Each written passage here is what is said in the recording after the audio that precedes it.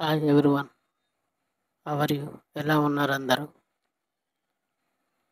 మీరు phone on చేసినప్పుడు చాలా సేపు తర్వాత మీ మొబైల్ ఆన్ అవుతుందా?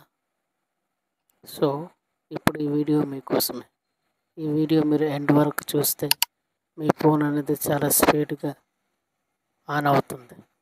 సో ఎటువంటి టైం తీసుకోకుండా okay, let's start our video. First one, what is Boost time?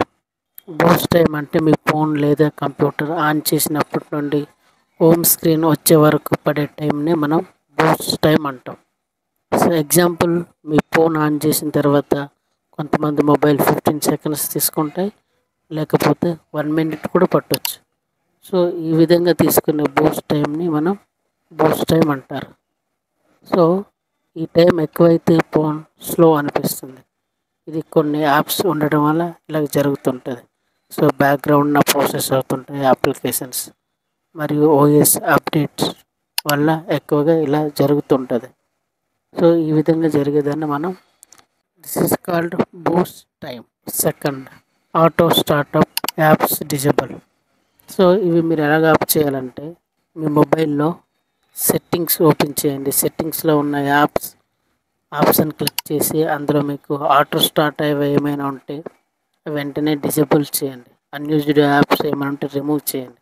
So దీని ద్వారా మీ మొబైల్ స్పీడ్ అవ్వే అవకాశం ఉండకపోవచ్చు. సో ఎప్పుడైతే ఇది డిజేబుల్ చేస్తారో అప్పుడు మీ మొబైల్ అనేది చాలా స్పీడ్గా వర్క్ అవుతుంది.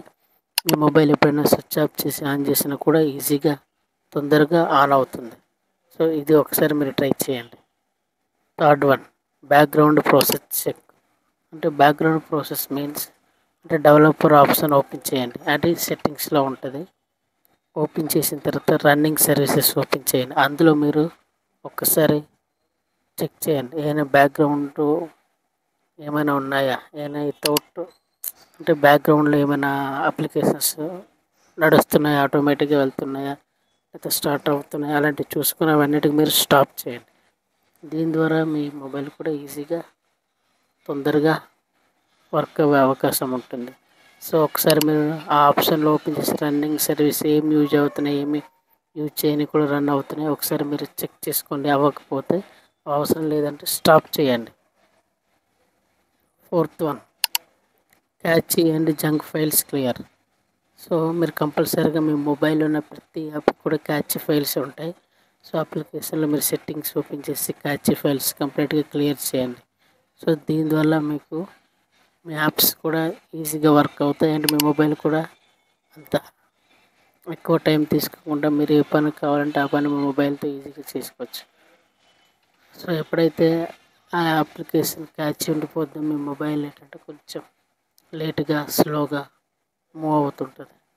సో ఒకసారి క్యాచ్ ఫైల్స్ కూడా క్లియర్ చేయడానికి ట్రై చేయండి. Fifth one, remove startup every apps. So కొన్ని మీరు గేమ్స్ కానీ లేకపోతే editing apps every apps use చేస్తుంటారు.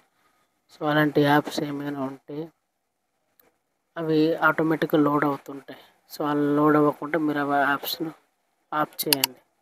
సో మొబైల్ ఆన్ చేయకుండా అలాంటి యాప్స్ ఆఫ్ చేసుకుంటే మీకు అవి మా మొబైల్ కొద్దిగా స్పీడ్గా ఆన్ అవుతుంది. సో మీకు తెలిసే చాలా కొన్ని యాప్స్ ఉంటాయి. అవి యాప్స్ లైక్ ఫేస్బుక్, ఇన్స్టాగ్రామ్, అవి ఒక్కొక్కటి 1 GB లాగా వస్తూనే ఉంటాయి.